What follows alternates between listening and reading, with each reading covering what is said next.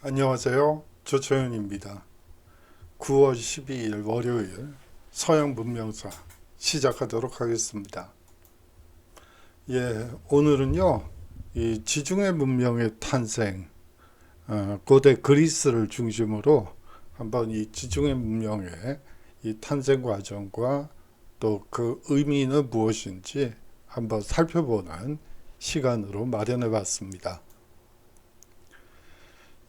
오늘 강의는요, 이 아테네 그리고 그리스 문명의 특징 중에서 뭐가 핵심일까 생각을 해보면 역시 민주화 과정인 것 같습니다.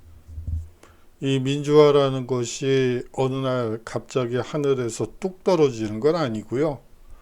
뭐 여러분들이 요 근래 동남아시아나 뭐 이슬람권에서 이 보시는 바와 마찬가지로 이 민주주의를 위한 외침이 있고 또 민주화가 이루어지는 과정이 있습니다.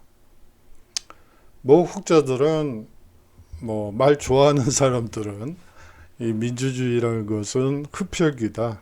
이 사람들의 많은 희생을 담보로 민주화가 이루어진 거다라고 얘기하는 사람도 있습니다.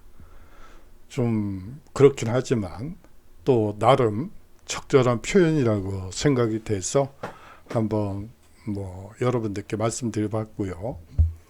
그 다음 강의는 이 폴리스 간 내전, 뭐 우리가 흔히들 펠로폰네소스 전쟁이라고 하죠. 그 전쟁의 이 양상과 그 결과에 대해서 한번 살펴보는 시간을 마련해 봤어요.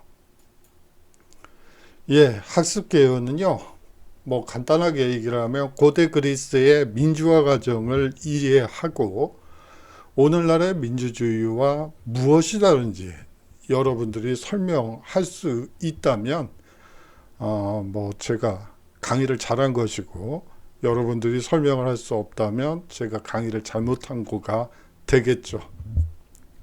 다음으로 이 펠로폰네소스 전쟁이 고대 그리스의 사회, 문화, 정치, 경제에 미친 영향을 여러분들이 설명할 수 있다면 제가 강의를 잘한 거고 설명할 수 없다면 제가 강의를 못한 거죠.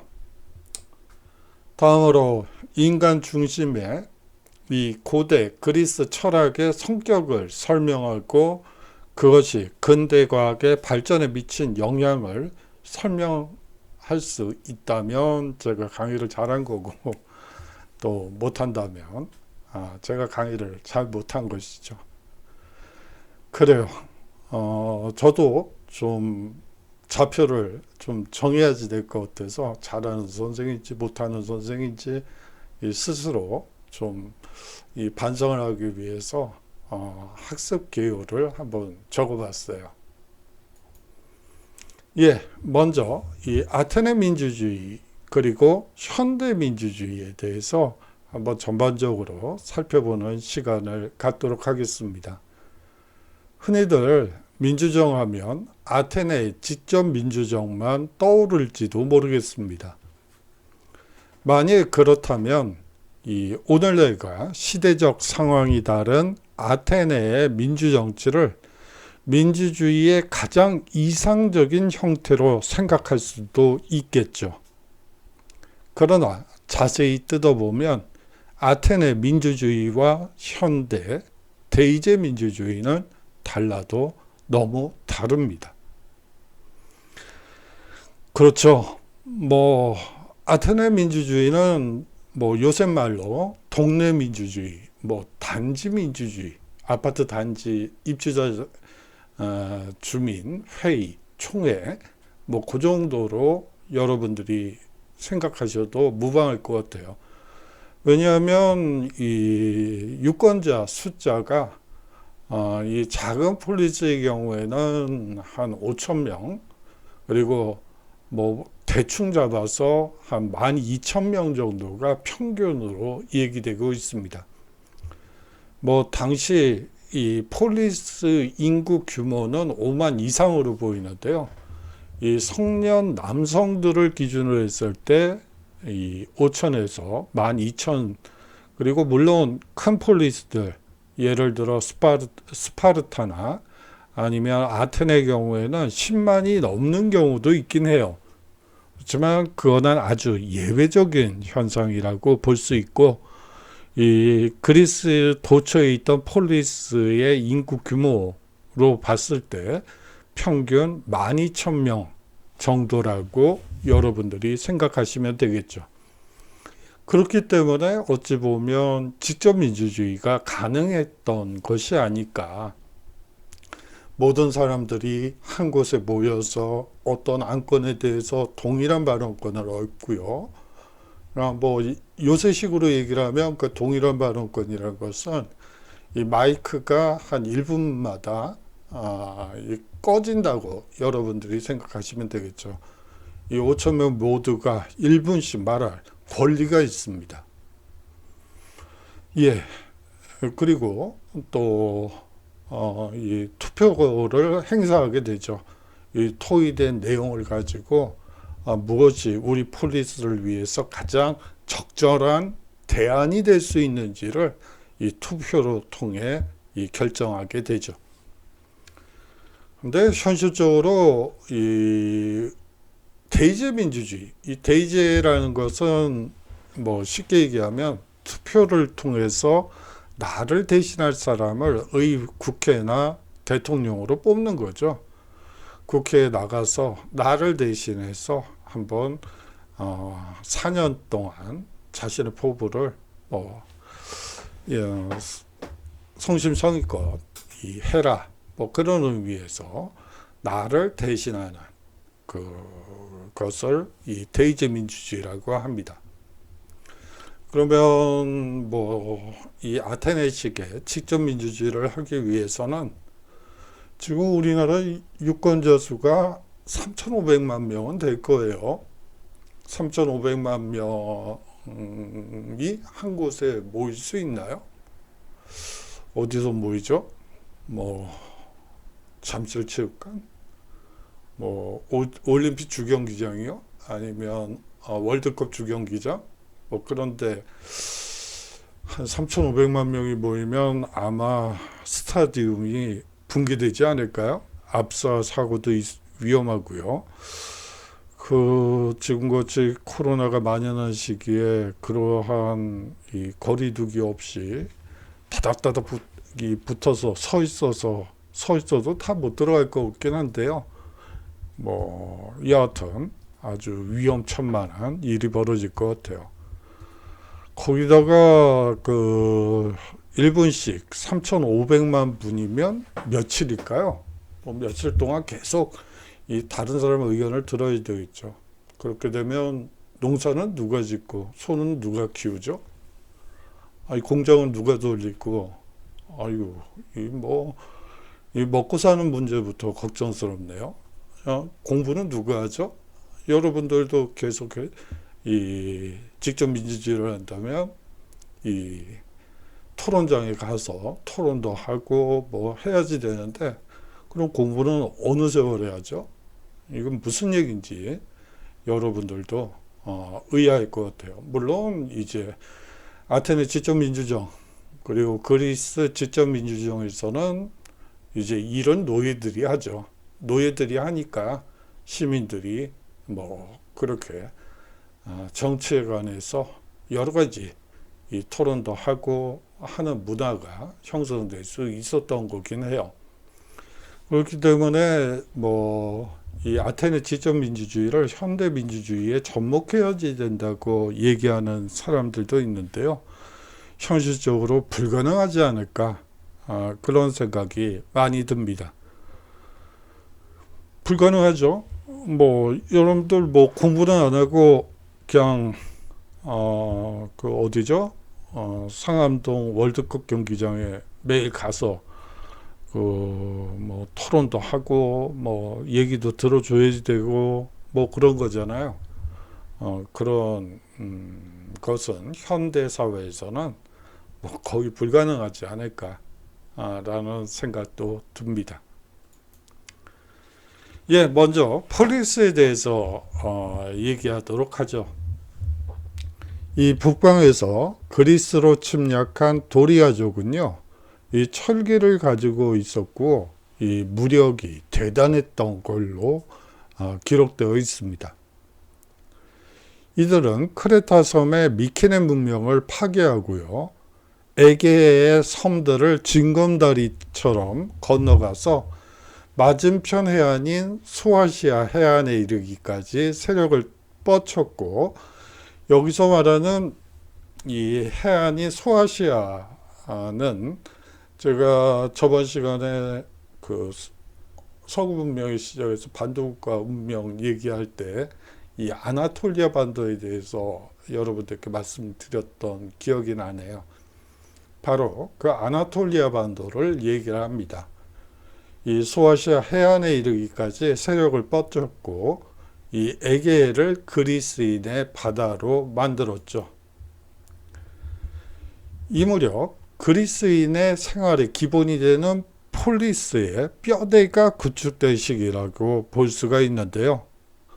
이 그리스는 평야가 많지 않기 때문에 광대한 통일국가를 이루기에는 알맞지 않아서 산으로 에어싸인 이 지역마다 많은 작은 나라들이 생겨나게 된 것이라고 보시면 됩니다. 반도국가의 운명에서 간단히 여러분들께 말씀드렸다시피 이 반도국가들은 구릉성 산지로 이루어져 있습니다. 여러분들이 고속도로를 타고 이제 고향에 내려가신 분들도 있고 서울로 올라가신 분들도 있고 하겠지만, 그 과정에서 산이 있고 또 평야가 있고 작은 평야가 있고 지평선이 보이는 평야는 없고요. 대부분 이제 산으로 막혀 있죠. 그러한 형태가 이 그리스에서도 마찬가지로 전개된다고, 여러분들이 이제 코로나가 풀렸으니까 해외여행을 자유롭게 이제 할 수 있게 되겠죠. 그러면 이 반도국가들을 한번 쭉 돌아보시면, 거의, 물론 이 산천의 모습은 좀 달라요. 확연히 다릅니다. 그렇긴 하지만 이 산이 많구나, 이 구릉성 산지가 많구나 라는 것은 이 체험으로 알 수 있을 것 같아요. 이와 같은 나라들을 우리가 이 폴리스라고 하죠. 아까 말씀드렸다시피 구릉성 산지가 있고 약간의 평야지대가 있잖아요. 우리나라 이 고속도로를 달리다 보면요. 그러면 그 평야 하나 그리고 주위의 산들이 하나의 폴리스라고 생각하시면 됩니다. 따라서 폴리스의 면적은 좁았고요. 인구도 보통 수천 명에서 수만 명 정도에 지나지 않았죠. 폴리스는 대체로 성벽으로 에어싼 시가와 그 바깥쪽의 전원으로 이루어져 있습니다. 우리나라에서는 논밭으로 이루어져 있죠. 그걸 연상하면 이 얘기가 더 실감나게 느껴지지 않을까 싶네요. 폴리스 상호간에는 전쟁이 그칠 새가 없었기 때문에 중심이 되는 시가는 수비하기에 좋은 언덕 위에 만들어지는 것이 보통이었습니다. 이 언덕을 우리는 아크로폴리스라고 했고요. 이 언덕에는 폴리스의 수호신을 모시는 신전이 있게 마련입니다. 아크로폴리스 주변에는, 제가 오타가 났네요. 주변에는 이 아고라라는 광장이 있습니다. 예전에 이 다음에서 만들었던 이 아고라 광장이라는 게 아고라가 있었죠. 정치 담론이 횡행하던 공간이었는데 몇 년 전에 이 아고라 광장이 없어졌더라고요. 그게 또 신문 보도에 나와서 옛날에 그런 적이 있었지 하던 기억이 나네요. 여기는 이 폴리스의 심장에 해당되는 부분으로서요, 이 정치 집회와 재판, 그리고 상거래와 시민의 사교가 이루어지는 이 공공의 장이라고 보시면 될 것 같습니다. 이리하여 폴리스는 밖에서는 자율, 안에서는 시민이 스스로 다스리는 자치체제로 번영하게 되죠. 그러나 이와 같은 그리스의 민주정치도 처음부터 행해진 것은 아니었습니다. 이 민주정치라는 것은 하늘에서 뚝 떨어지는 게 아니죠. 처음에 이 그리스도 왕정에서부터 시작하게 되죠. 먼저 민주주의의 이 어원부터 한번 살펴보도록 하죠. 이 데모스라는 말이 있는데요. 우리가 보통 데모크라시 그럴 때 이 데모스 앞부분에 있는 이 데모스는 이 민중 또는 다수 혹은 국민을 얘기합니다. 그리고 이 크라시는 사실상 지배를 뜻하는 말이죠. 그렇기 때문에 데모크라티아가 이 민주주의를 얘기하는 것이죠. 시민이라면 누구나 직접 정치에 참여하는 최초의 민주주의는 고대 아테네에서 시작됐다고 볼 수가 있습니다.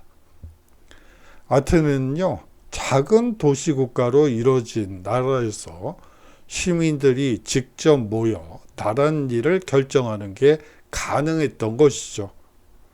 이를 직접 민주주의라고 우리가 얘기하는 것입니다. 여기서 전제가 되는 것은 인구 규모가 작다는 거예요. 모든 사람들이 동일한 발언권을 가지고 동일한 투표권을 행사하기 위해서는 이 사실상 인구 규모가 작아야지만 그것이 가능하죠. 이는 시민병으로 참여할 수 있는 성인 남성만의 이익이고요. 여기서 투표권을 행사한다거나 발언권을 얻는다거나 이러한 기회를 가질 수 있는 사람들은 어디까지나 군대에 갈 수 있는 시민병으로 참여할 수 있는 성인 남성만의 얘기입니다. 여자나 외국인, 노예는 정치에 참여할 수 없었죠. 되도록 많은 시민들이 정치에 참여할 수 있도록 나란 일을 맡길 사람을 추첨을 통해 뽑거나 서로 돌아가면서 나란 일을 맡겼습니다. 단 여기에는 한 가지 예외가 있습니다. 그 예외란 것은 이 다른 직업, 다른 형태보다도 이 국방위원장만큼은 전문성 때문에 연임이 가능했다는 얘기죠. 이 민회에서 이 국방위원들은 이 연임이 가능했습니다. 그리고 국방위원장 역시 우리식으로 얘기를 하자면 어떻게 될까요? 쉽게 얘기를 하면 사단장, 그리고 군단장, 요급들, 그리고 고급이라고 볼 수 있겠네요. 나라 외적의 침입에 맞서서 이 군수권을 행사할 수 있는 직책이 있는 사람들은 어디까지나 전문성이라는 측면에서 이 연임이 가능하도록 했고요. 특히 이 국방위원장이었던 페리클레스는 20년 이상 국방위원장직을 독식하기도 합니다. 이 페리클레스 시대는 그야말로 민주주의의 황금기라고 할 수가 있는데요. 그럼에도 불구하고 이 페리클레스는 20년 이상 국방위원장직을 독식했었죠. 그래서 투키디데스 같은 역사가들은 사실상 이 페리클레스를 독재자라고 이야기하기도 합니다. 틀린 평가는 아닌 걸로 보여요. 왜냐하면 이 사람이 이 정권을 잡는 것도 뭐 뒤에 나오게 될 도피현 추방제를 통해서 정적을 이 국외 추방시킨 뒤에 이 정권을 잡고 여러 또 이 일들이 있었기 때문에 이 독재로 얘기하고 있죠. 근데 뭐 일부 맞는 설명이기도 합니다. 뭐 거기에 대해서는 이 다음 주 수업에서 다시 한번 얘기해 보도록 하죠.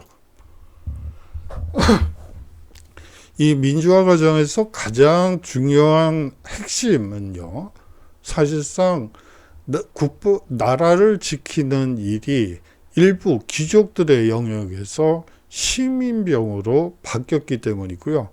그것은 바로 전투 형태의 변화 때문이기도 합니다. 이 중장보병이라는 이 어떻게 보면 그 얘기는 뒤로 하고요. 중장보병이 등장함으로써 민주화가 이루어지는데 큰 역할을 하게 되죠. 이 기원전 7세기 말에 이 중장보병이 등장하기 시작하고요. 이 도시국가 초기에는 귀족 계급이 중심이 된 기사가 전투의 승패를 좌우했다고 볼 수가 있죠. 나라를 지키는데 이 귀족 세력이 거느리는 기사단과 전차 부대는 물론 지금의 전차가 아니고요. 이 말이 끄는 전차긴 하지만 이 전차 부대의 역할은 아주 혁혁했습니다.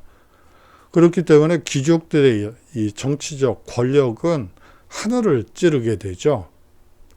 그런데요, 이제 전투 형태가 이 기사나 이 전차를 이용한 이 전투에서 이제 중장보병이 이 전투의 중심이 되어 승패를 좌우하게 되는 형태로 바뀌게 됩니다. 그렇게 되면서 시민계급의 위상이 커졌다고 볼 수가 있죠. 이 중장보병이라 한 이유는요, 청동제 투구와 갑옷, 정강이 바지를 착용하고요, 이 방패와 창을 들고서 가로, 세로 10줄 정도의, 뭐 많은 경우에는 20줄일 수도 있어요. 이 10줄 정도의 두터운 밀집 대형을 이루어 전투에 참가했기 때문입니다.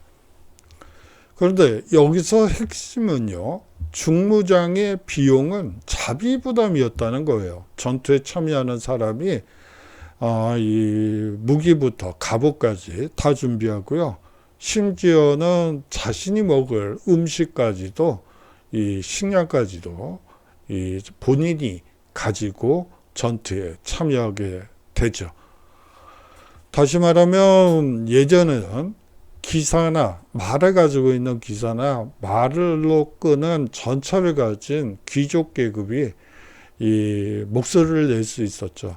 내가 나라를 지키기 위해서 얼마나 애를 쓰는지 알아? 너희들이?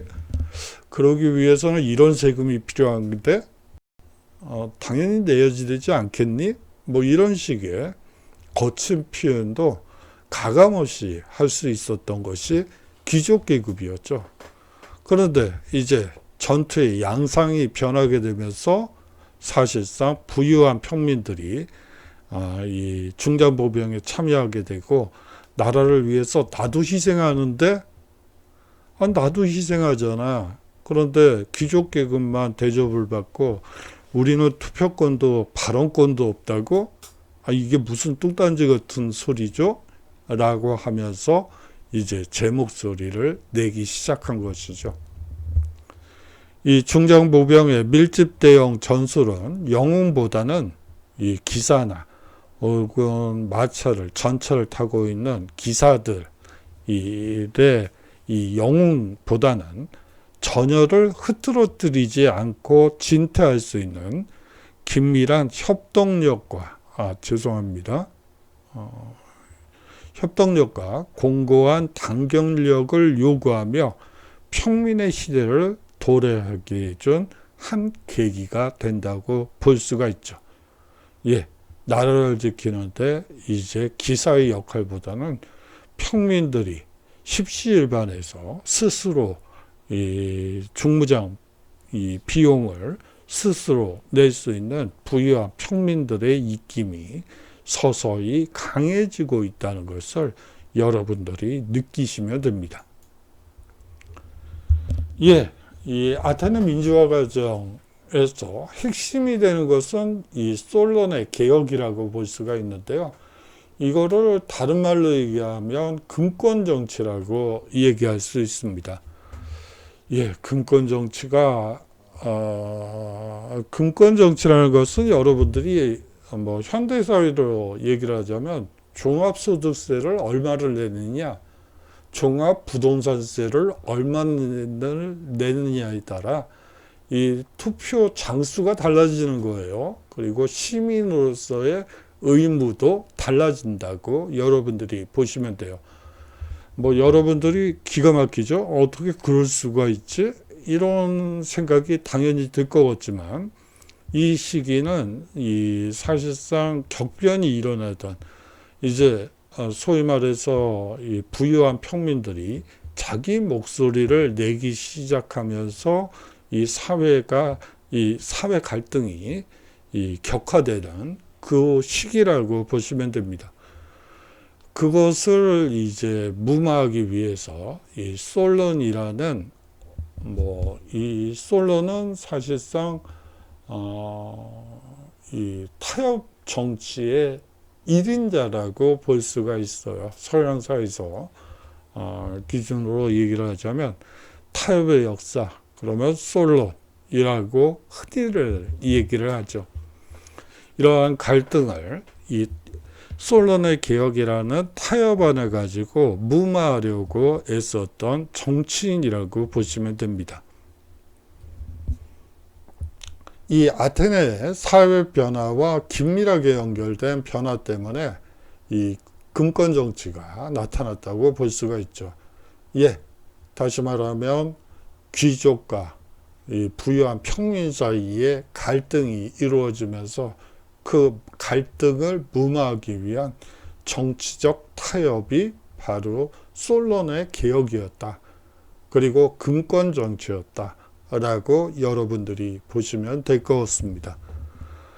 예, 정치라는 것은 타협이죠. 타협이긴 한데, 요새는 그냥 국회에서 타협을 하는 것이 아니고, 이 고소고발이 너무 많은 것 같아요. 그건 정치가 아니죠. 정치인들이 정치는 안 하고, 저희 재판장에만 왔다 갔다 하는 모습을 보면서 지금 제대로 된 정치가 이루어지고 있는지 잘 모르겠습니다. 예, 용도 3이네요. 이 원래 아테네는 기원전 7세기에 왕정에서 시작했죠. 아울러서 이 전투에서 귀족의 영향력이 커지자 귀족정이 만들어졌고요. 그 후 아테네가 중개무역을 통해 경제가 발달하자 이 중산층이 나타났고 이들이 자비부담으로 군비를 마련해 중장보병이 되게 됩니다. 그에 따라서 정치 참여에 대한 요구가 강화될 수밖에 없었죠. 예. 나라는 귀족뿐만 지키는 게 아니잖아. 이제 우리 평민들도 이제 군비를 스스로 갖춰서 전쟁에 임하고 전투 양상 역시 평민들의 밀집 이 대응을 유지하고 진퇴를 하면서 이 승패가 결정이 되는데 귀족들만 정치적 권리가 있다고 이따위 경우가 다 있지 이렇게 이 평민들이 생각했다는 것이죠. 이러한 요구가 시위로 번지게 되고요. 이를 해결하기 위한 타협안이 금권정치라고 여러분들이 보시면 됩니다. 이 솔론 개혁의 이 핵심 내용은요. 재산 정도에 따라 시민을 4등급으로 나누고요. 각 신분마다 서로 다른 정치적 권리와 의무를 부여했다는 것이죠. 이 개혁 조치는 정치에 참여하는 인구수는 늘렸지만 그 누구도 뭐 가난한 사람이든 부유한 평민이든 혹은 귀족층이든 왕이든 그 누구도 만족할 수 없는 미봉책이라고 볼 수가 있겠죠. 예, 두 번째로 이 아테네 민주화 과정에 여러분들이 이 독재정, 참주정을 얘기를 하면서 민주화 과정에 왜 이게 들어가지? 이런 생각을 하실 수도 있을 것 같아요. 하지만 아테네 민주화 과정에서 이 참주정, 즉 독재 정치도 나름의 긍정적인 역할을 했다는 점도 부정할 수만은 없을 것 같아요. 왜 그런지 여러분들을 한번 납득시켜 볼게요. 왜냐하면 우리나라에서는 독재하고 민주화는 아주 이율배반 혹은 이율배반적인 얘기로 흔히들 얘기를 하기 때문에 여러분들이 이 얘기를 들으면 저게 무슨 뚱딴지 같은 소리지? 뭐 자연스럽게 그렇게 나올 것 같아서 한번 납득을 시켜보도록 하죠. 이 민중의 지지를 바탕으로 형성된 독재 정치를 참주 정치라고 합니다. 여기서 핵심은 민중의 지지를 바탕으로 형성됐다는 거예요. 여기서 핵심은 거기에 있습니다. 기원전 6세기 중엽 페이시스트라토스가 참주를 자칭하며 독재 정치를 시행하게 되죠. 이 시대는 귀족정에서 민주정으로 변모하는 과도기로서 이 많은 폴리스에서 경제적, 사회적 변동이 일어난 시기로 그 결과 귀족과 평민 사이의 갈등의 골이 매우 깊었던 시기입니다. 그뿐만이 아니에요. 여기서 말하는 평민은 부유한 평민을 얘기하는 것이고요. 이제 또 하나의 갈등 구조가 형성되게 되는데요. 이 페이시스트라토스가 등장하게 되는 참주정치 시대에는 이 신분 갈등, 그 귀족과 평민 사이의 신분 갈등과 거의 유사하게 이 빈부격차도 상당히 커지게 됩니다. 이 무역이 발달하면서 사실상 이 수출업자들 위주로 해서 부가 쌓이게 되죠. 이 서민들이 이 빈부격차가 심화되면서 상당히 힘든 시기이기도 했어요. 이 참주는 대개 이 귀족 출신으로 귀족 상호 간의 권력 다툼이 벌어지는 가운데 이 포퓰리즘과 선동으로 정치적으로 미숙한 민중의 지지를 기반으로 권력을 획득해서 비합법적으로 독재적 지위에 오르는 경우라고 보면 됩니다. 참주 시대의 많은 폴리스에서는요, 이 상공업이 발달하였고 문화적으로도 크게 발전했고요. 그뿐만이 아니라 신전, 수도, 그리고 항구건설 등의 대규모 토목공사도 진행되게 됩니다. 신전, 수도, 항구건설 등이 이 민주화랑 무슨 관련이 있을까요? 서민들의 일자리가 풍부해지기 시작하죠. 이제 서민들도 열심히 일을 해서 이 부를 축적하게 되면 이 상공업으로 진출할 수 있는, 어떻게 보면 이 신분을 바꿀 수 있는, 이 빈부격차를 줄일 수 있는 그러한 이 기회로서 이 대규모 토목공사가 중요하다고 볼 수가 있습니다. 그래요. 마치 우리나라 7, 80년대를 보는 것 같다는 느낌이 들죠. 80년대 중반만 하더라도 우리나라 사람들 중에 본인이 중산층이라고 생각한 사람들의 비중이 7, 80% 됐어요. 근데 뭐 그때는 뭐 인건비도 상당히 많이 올랐었죠. 예를 들어서 일당 노동자들도 그 당시 80년, 90년대 그때 뭐 벌써 10만 원 가까이 됐었을 때니까 뭐 상당히 사실상 잘 저축을 하고 했으면 하면 얼마든지 신분 혹은 부의 사다리를 껑충껑충 뛰어넘을 수 있는 그런 시대였다고 볼 수가 있겠죠.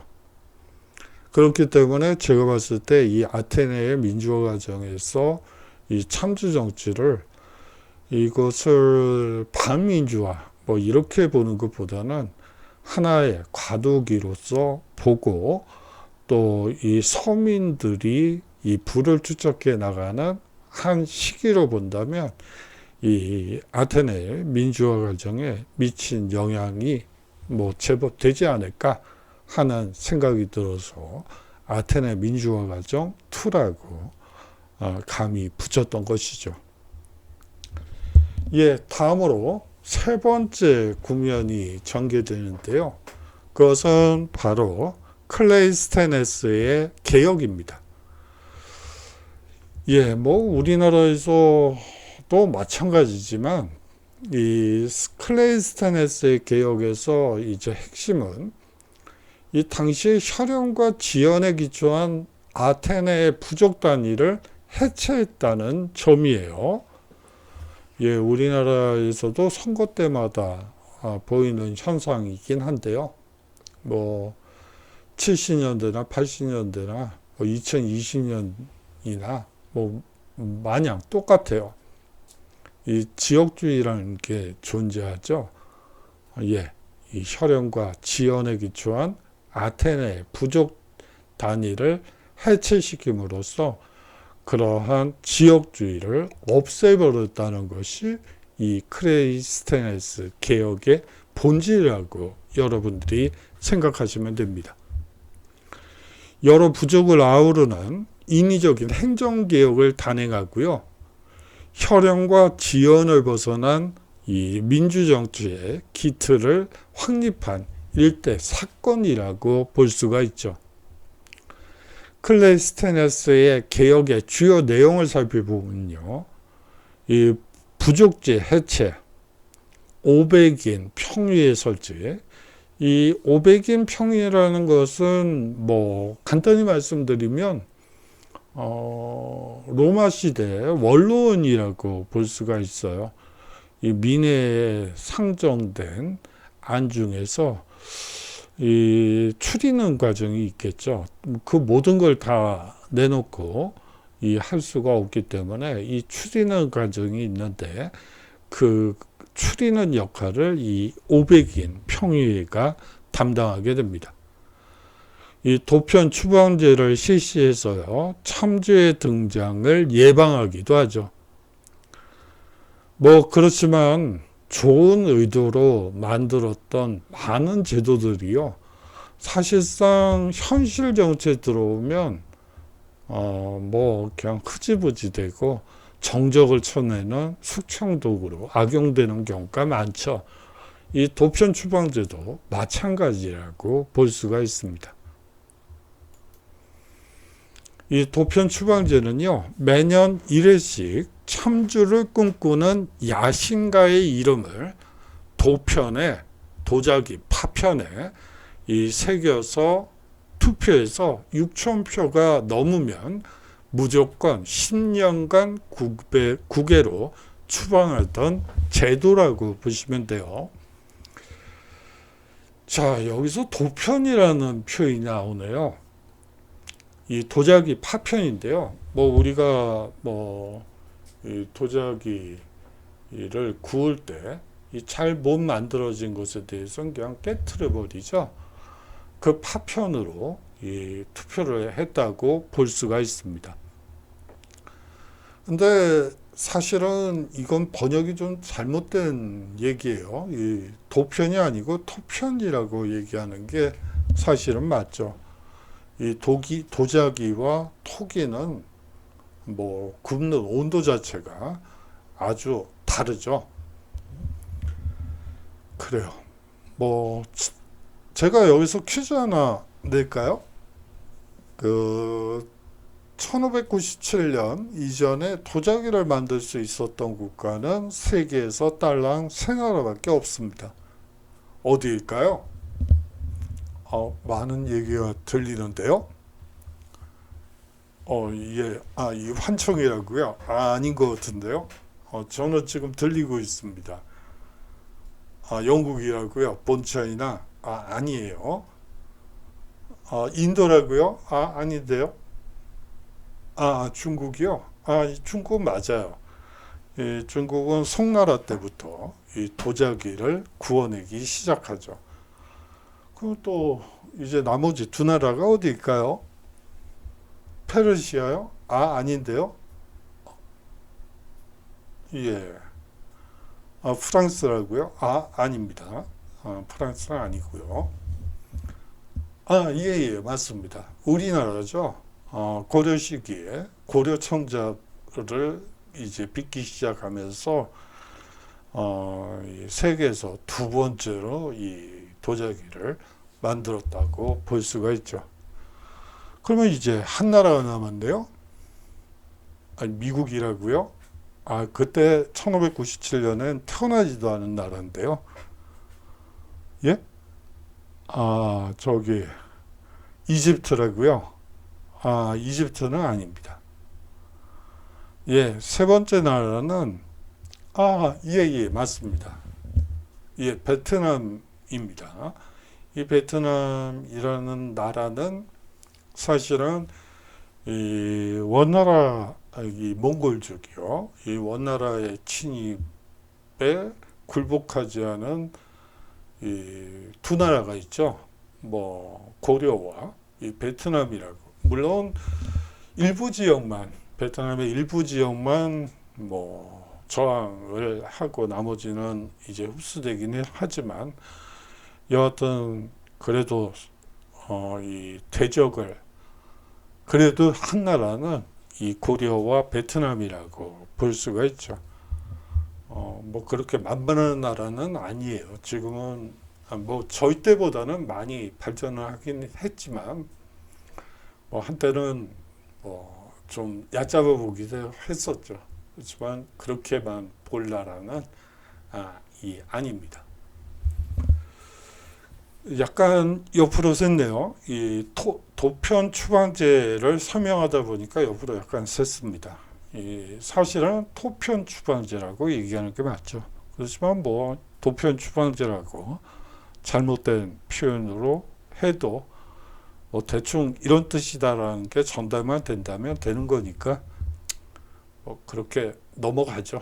위안을 삼으면서.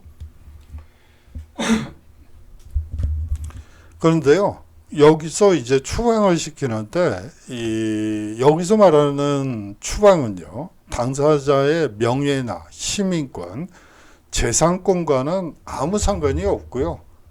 시효 기간만 이 외국에서 보내면 얼마든지 귀국해서 뭐 시민권, 재산권 다 행사할 수 있습니다.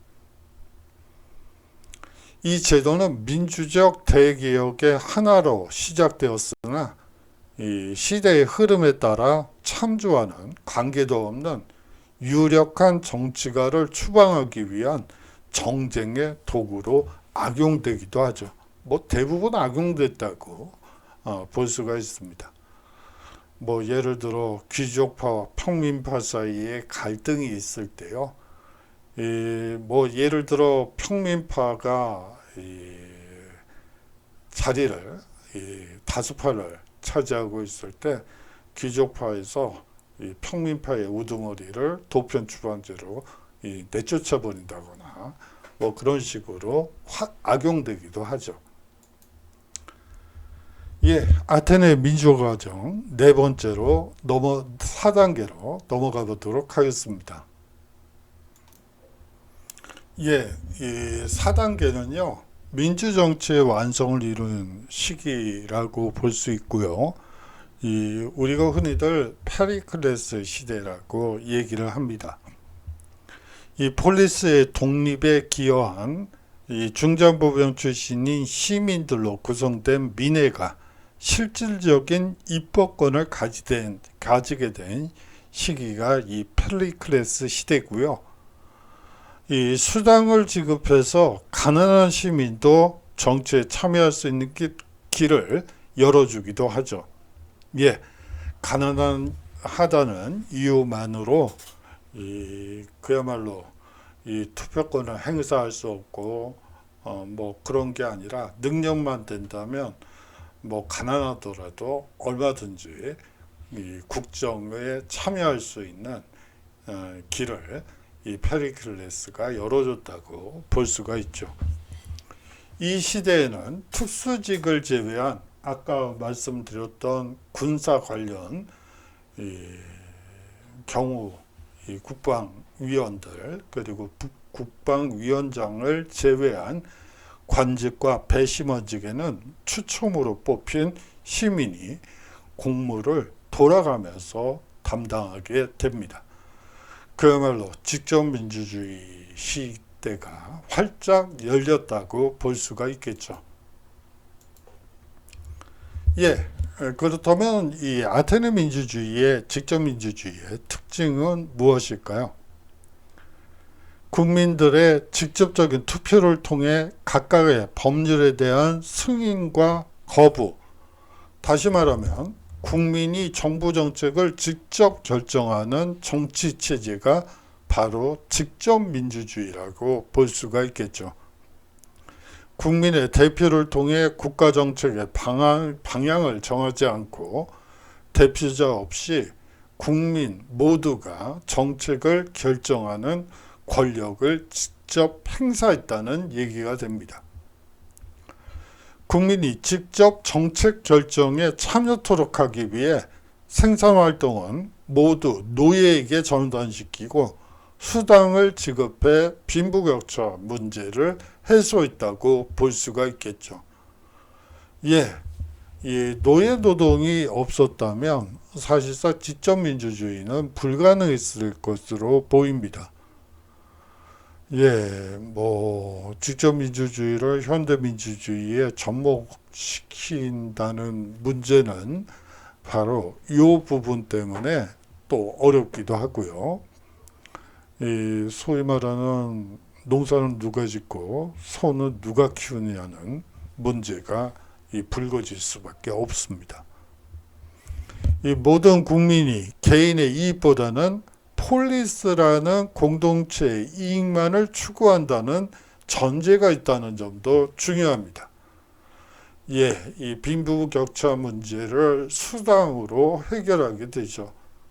어떻게 보면 포퓰리즘이라고 볼 수도 있고요.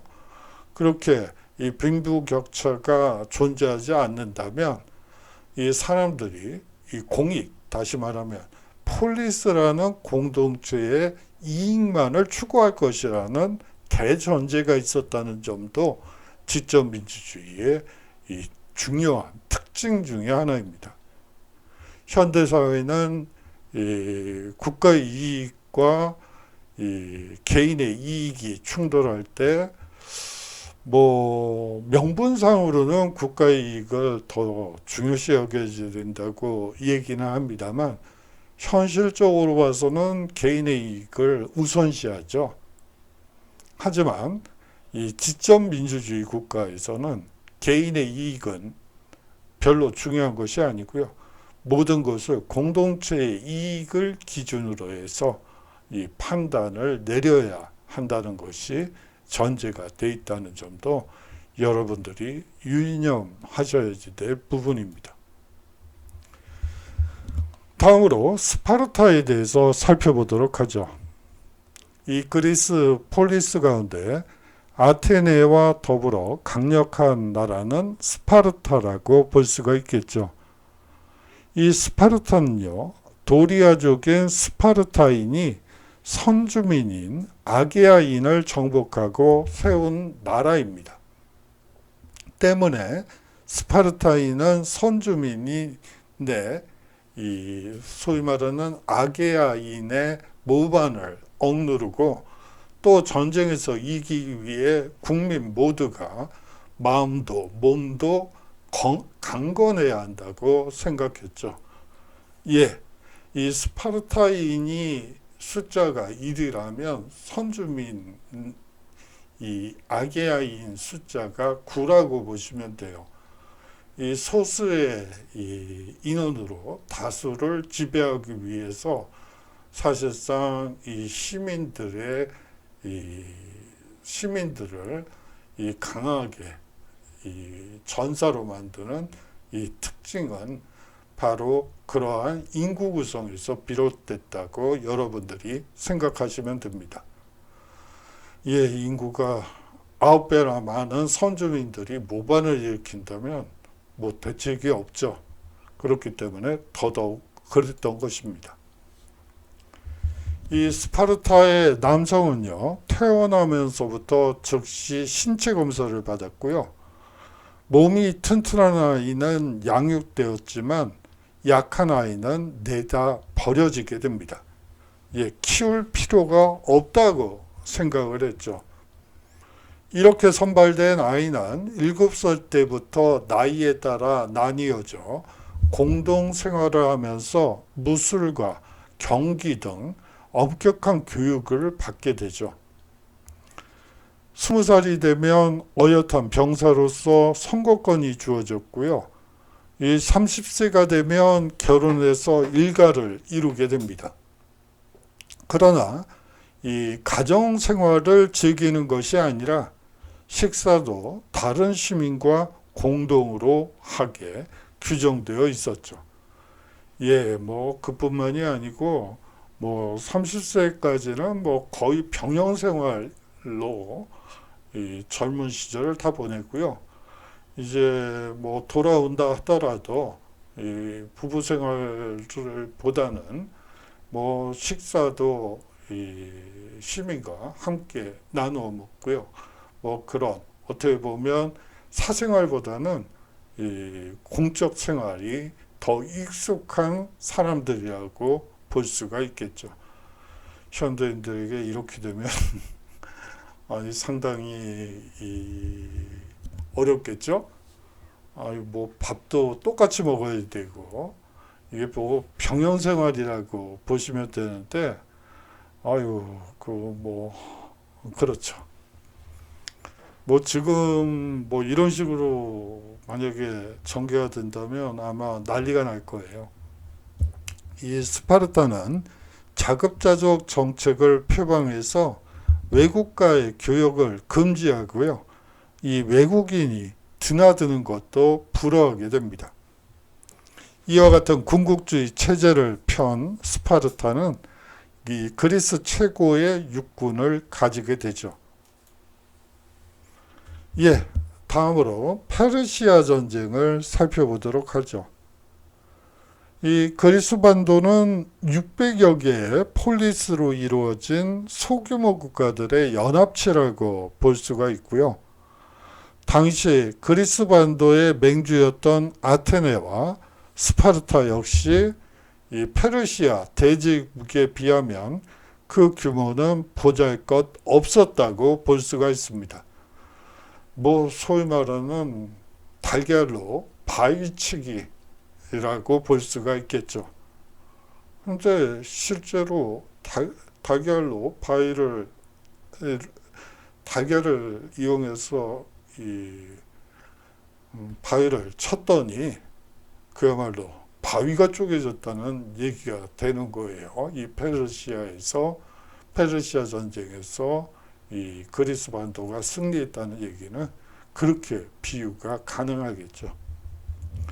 그러기에 아테네와 스파르타는 나라를 지키기 위해 서로 손을 맞잡고 페르시아 대제국과 목숨을 건 운명을 건 싸움을 하게 됩니다.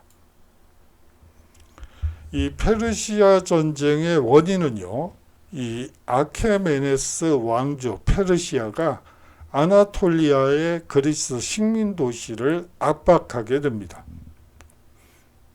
예, 이 대륙 국가인 페르시아가 지중해로 나아가기 위해서는 사실상 이 아나톨리아 반도를 차지하는 게 급선무가 되겠죠.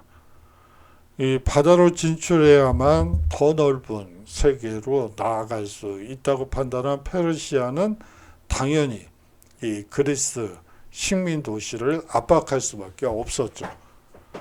결과적으로 이 지중해 해상권을 둘러싼 그리스 세계와 페르시아 제국의 대립 구도가 형성됐다고 볼 수 있고요. 이 페르시아가 세 차례에 걸쳐 그리스를 침공하고요.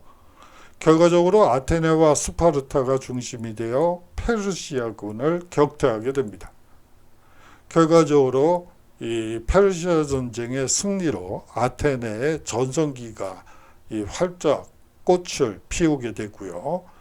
그 다음에 이 아테네를 중심으로 한 델로스 동맹이 결성되는데, 이 델로스 동맹의 이 특징은 이 델로스는 섬이에요. 이 아테네 이 바다 건너 한 우리식으로 하면 대마도 정도, 부산에서 거제도에서 대마도 정도, 그 정도 위치에 있는 이 작은 섬이라고 볼 수 있는데, 거기다 이제 공동 기금을 모으는 이 신전을 만듭니다. 이제 그렇게 되면서 이제 델로스 동맹의 맹주로 아테네가 우뚝 서게 되죠. 이 아테네는 강력한 해상제국으로 성장하게 되고요.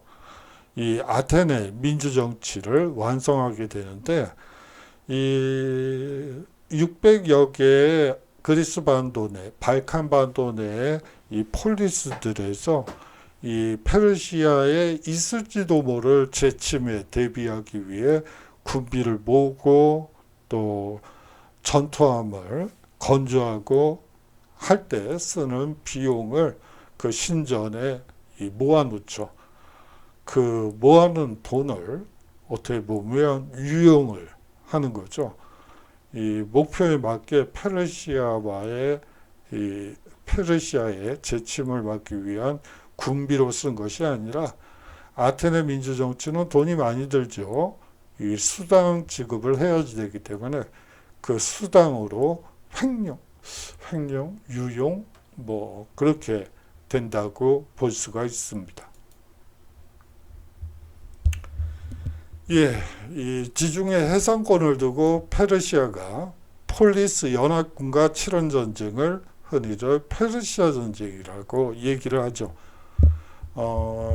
여기서 핵심은 지중해 해상권이에요. 그렇다면 우크라이나 지금 전쟁은 뭐를 둘러서 그 핵심에는 뭐가 있는 거죠? 예, 흑해의 해상권을 두고 이 러시아와 우크라이나 사이의 이 전쟁이라고 볼 수가 있죠. 저번 시간에 수업 시간에 얘기를 했는지 제가 얘기를 안 했군요. 여러분들 그 반도 국가의 운명에서 아나톨리아 반도 위쪽을 보시면 흑해가 보입니다. 그 흑해 연안에도 반도가 하나 있죠. 크림 반도라는 반도가 있죠. 이 러시아는 국가 제1 외교 국방 목표가 부동항을 얻는 거예요. 17세기부터 지금까지 내내 같은 전략을 쓰고 있죠. 예, 부동항이란 얼지 않는 항구를 얘기를 하죠. 항상 러시아는 흑해 연안을 장악을 한 뒤에 이 발트 연안으로 진출을 하게 되죠.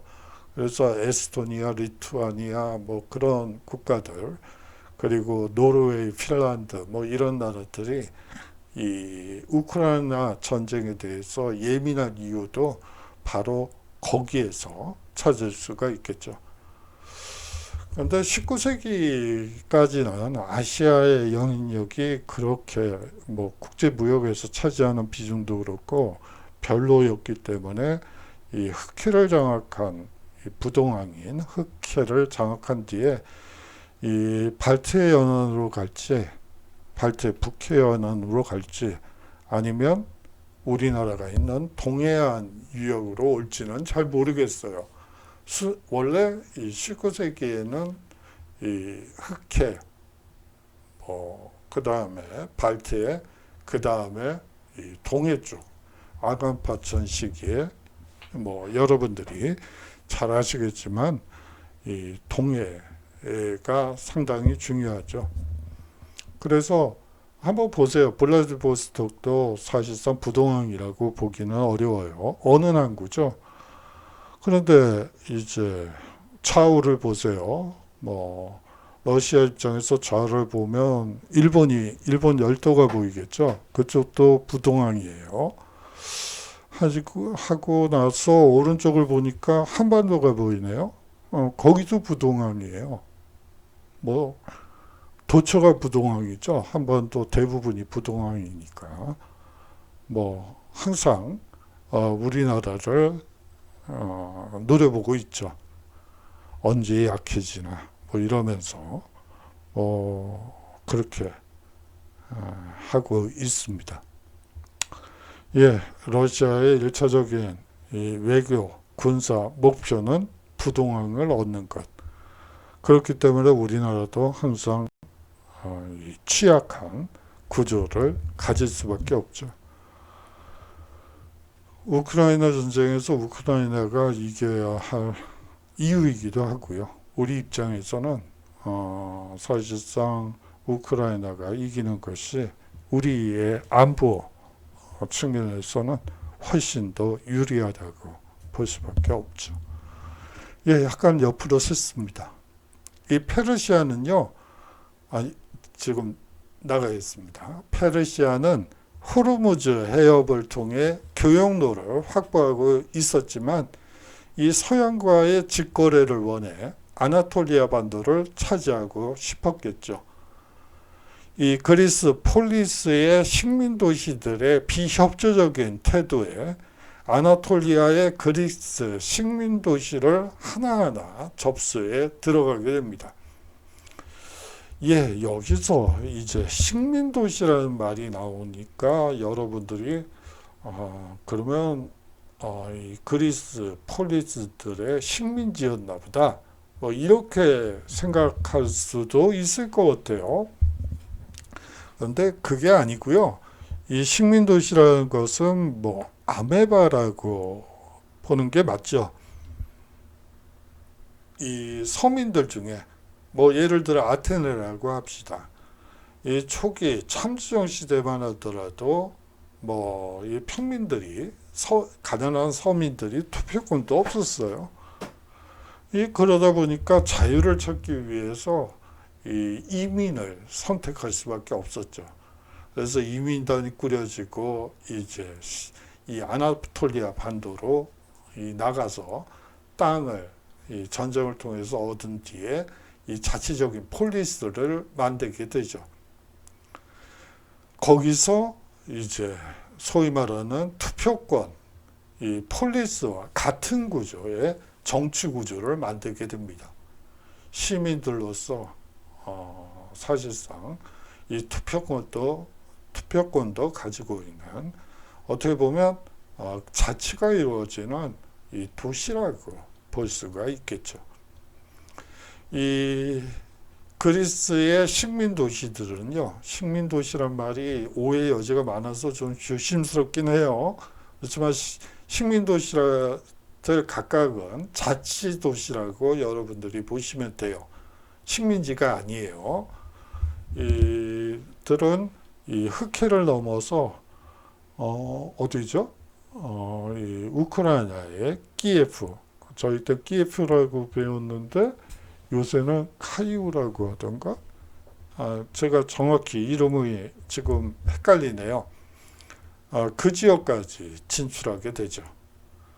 예, 뭐 그래서 이 키예프 공화국이 형성이 되죠. 뭐 그런 역사도 있다는 것을 여러분들이 생각하시면 좋을 것 같아요. 예, 다음으로 이 델루스 동맹을 한번 살펴보도록 하죠. 이 페르시아 전쟁 후에요, 아테네를 맹주로 이 페르시아의 재침략에 대비해서 에게해 연안의 200여 도시 국가가 맺은 군사 상호 방위 군사 동맹이라고 보시면 됩니다. 각 도시는 자발적으로 함선이나 군비를 납부하고요. 이 아테네는 점차 이 동맹을 좌우해서 그 기금을 아테네 토목공사나 아테네 시민에 대한 수당 지급 등에 유용해서 전성기를 구가하게 되죠. 아테네 토목공사를 일으킨다든지, 예를 들어 파르테논 신전도 바로 이 델로스 동맹의 기금을 활용해서 유용해서 만든 거라고 보시면 됩니다. 그리고 아테네 시민에게 예를 들어 이 정치 집회가 있을 때, 민회가 열릴 때 수당을 지급하는데, 혹은 재판에 참여했을 때 수당을 지급할 때 이 델로스 동맹 기금을 악용하게 되죠. 남용하게 됩니다. 자, 원래 목표는 페르시아의 재침략에 대비하기 위해서 돈을 모으자는 것이었는데, 돈이 엉뚱한 대로 새고 있네요. 나쁜 데는 아니지만, 여하튼, 아테네 배불리는 일에만 쓰고 있어요. 다른 도시들 입장에서는 열받는 일이죠. 그렇기 때문에 다른 도시의 불만이 커지자 이 아테네는 이를 무력으로 제압하고 이 동맹국을 점차 예속화해서 이때의 아테네를 아테네 제국주의 시대라고 부르기도 하죠. 펠로폰네소스 전쟁의 원인을 한번 보도록 하겠습니다. 이 델로스 동맹을 지배하는 아테네가 횡포를 부려 도시 국가들의 자치를 침범하고 위협했고요. 이 멜로스라는 도시 국가가 있습니다. 폴리스가 있는데요. 이 멜로스는 사실상 이 펠로폰네소스 전쟁에서 중립을 선언한 유일한 이 도시 국가였어요. 아테네 입장에서는 눈에 가시죠. 저 따위 것들이 다 있지? 중립이라니? 우리 편을 들어야지, 이게 무슨 소리지? 이러면서 이 멜로스를 침공해서 이 성인 남성들은 죄다 다 죽여버리고요. 이 여성들과 노인들, 그리고 애들들, 그리고 노예들은 전부 노예시장에 내다 팔게 되죠. 이전에 전쟁, 이 폴리스대 간의 전쟁 양상에서는 이 보도도 못한 회개한 일이 벌어졌던 거예요. 그렇게 되면서 이 주변에 이 아테네에 대해서 의혹의 눈으로 쳐다보는 이 도시 국가들이 늘어나게 됩니다. 거기다가 이 스파르타가 아테네 번영을 시기하고 두려워했기 때문이기도 하죠. 이 펠로폰네소스 전쟁의 직접적인 원인은 이 케르키라, 지금의 코르프 섬이라고 할 수 있고요. 이 케르키라와 이 코린토스의 싸움에 아테네가 개입하면서 이 전쟁의 계기가 된다고 볼 수가 있습니다. 이 상업무역으로 번영을 누리고 있던 코린토스는 아테네 해상 진출의 위협을 느끼게 되죠. 그런데 케르키라와 이 코린토스의 싸움에 아테네가 이 케르키라의 편을 들어 양자의 관계는 험악해지기 시작하죠. 이 밖에도 이 메가라 등 이 아테네에 불만을 품고 있던 도시들도 사실상 많이 존재했고요. 아까 멜로스 섬 전투에서 본 것처럼 양상이 그렇게 흐르다 보니까 주변에 아테네를 지지하던 이 델로스 동맹 국가들마저도 이 아테네를 의혹의 눈으로 쳐다보게 됩니다. 이 코린토스, 메가라 등은 펠로폰네소스 동맹 회의를 열고 이 아테네와의 전쟁을 결의하게 되고, 이 스파르타는 원래 계속해서 뭐 전쟁에 굳이 참여하지는 않을 거야.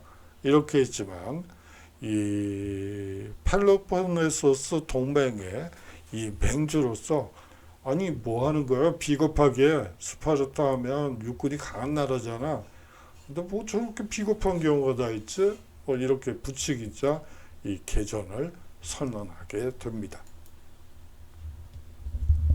예, 펠로폰네소스 전쟁의 결과를 한번 볼까요? 이 아테네는 함대를 스파르타에 인도하고 장성을 헐어버려야만 했습니다. 이 델루스 동맹을 해산하고 과두 정부를 세우게 되죠. 패권을 잃은 아테네는 기울고 그 후로는 그리스의 정치적 경제적 중심이 아니라 이 문화적 중심이 됩니다. 한편 스파르타는 패권을 장악하였으나 그것이 쇠망의 원인이 되기도 하죠. 그리고 또 테베와의 몇 년 후에 이 테베와의 전쟁에서 이 육군이 무참히 타격을 전멸을 당하게 되면서 스파르타 역시 그냥 그런 별 볼일 없는 국가가 되어버립니다. 예, 사실상 뭐 규모가 뻔한 도시국가 간의 이 내전의 결과를 한번 보도록 하죠. 예, 여러분도 학교에서 싸우는 걸 보신 적 있나요? 여러분들 시대에는 학폭위가 열려서 뭐 그럴 일은 없었겠네요. 뭐 저희 때는 그러니까 중고등학교 시절이니까 70년대 뭐 70년대 후반, 80년대 초반 뭐 요때 뭐 초중까지 다닌 것 같은데 뭐 그때는 싸움이 많았어요. 뭐 친구들끼리 수틀리면 그냥 주먹부터 나가는 뭐 그런 시대였죠. 근데 보면 싸울 때 보면 고만고만한 친구들끼리 싸우면 뭐 그야말로 피범벅이 돼요. 그냥 그 정말 뭐 코피 터지는 건 둘째치고 뭐 그냥 뭐 그냥 선열이 낭자한다는 표현이 그냥 저런 거구나 싶을 정도로 아주 맹렬히 싸우고 아주 그냥 서로 간에 피해도 커요. 근데 뭐 덩치 큰 놈이랑 덩치 작은 놈이 싸우면 금세 승부가 나죠. 뭐 가끔 키 작은 친구들이 엎어치기 한 판으로 이기는 경우도 있어요. 항상 반전은 있더라고요. 뭐 그렇다고 그래서 저희 때 애들들이 맨날 싸운 건 아니고요. 뭐 1년에 하는 뭐 같은 반 친구들끼리 뭐 달마다 한 번씩 주먹질이 오가는 경우가 있죠. 뭐 그런 시절이 있었습니다. 지금은 경찰들이 개입을 하고 뭐 그렇지만 그때는 뭐 애들끼리 싸우는 거야. 뭐 그러려니 어른들도 그러려니 뭐 애들도 그러려니 그냥 눈 감아주는 뭐 그런 시대라고 볼 수가 있겠죠. 뭐 좋은 시대라고 볼 수는 없고요. 여하튼 이 도시국가 간의 뭐 고만고만한 국가들 간의 이 내전의 결과라는 것은 참혹하게 이를 데 없었죠. 기원전 371년 네욱트라 전투에서 스파르타군이 이 테베에게 아주 그냥 치욕적으로 뭐 최강의 육군 어쩌고 저쩌고 하더니 그냥 테베에 일격을 당해서 그냥 패하고 말았죠. 곧이어서 스파르타의 힘이 줄어들게 되자 이 펠로폰네소스 동맹도 내리막길을 걷기 시작합니다. 서로 비슷비슷한 힘을 가진 델루스 동맹과 이 펠로폰네소스 동맹 간의 끊임없는 내전은 고대 그리스 전체의 약화를 가져왔고요. 결과적으로 알렉산드로스 대왕의 이 마케도니아 왕국에 의해 정복당하게 되죠. 예, 오늘의 핵심을 한번 살펴보도록 하죠. 아까 말씀드렸다시피 이 고대 그리스의 민주화 과정을 이해하고 오늘날의 대의제 민주주의와 무엇이 어떻게 다른지 여러분들이 한번 설명을 할 수 있었으면 좋겠어요. 아까도 말씀드렸다시피 이거는 저에 대한 평가이기도 합니다. 사실은 강의를 잘했는지 못했는지. 예, 그렇습니다. 이 다음으로 펠로폰네소스 전쟁이 이 고대 그리스에 미친 영향을 설명할 수 있었으면 좋겠습니다. 또 마지막으로 인간 중심의 고대 그리스 철학의 이 부분은 제가 다음 시간에 구체적으로 말씀드리도록 하죠. 아무래도 이것까지 나가게 되면 약간 좀 시간이 또 걸릴 것 같아서 여기서 마치도록 하죠. 사실 그냥 휴강을 하고 뭐 추석 연휴 기간이니까 휴강을 하고 이 보관 시간에 올릴까도 생각을 해봤습니다만 그것보다는 보강이 보통 시험 보기 얼마 안 되는 때에 하기 때문에 오히려 여러분들께 이 폐가 될 것 같아요. 그래서 비대면 수업으로 올리기로 마음을 굳히고 수업을 하게 됐어요. 여러분들께 일일이 물어보지 않고 제가 멋대로 결정을 해서 죄송하다는 말씀 드립니다. 예, 추석 잘 보내시고요. 건강한 모습으로 다음 주 월요일 날 인사 나누도록 하죠. 안녕히 계십시오.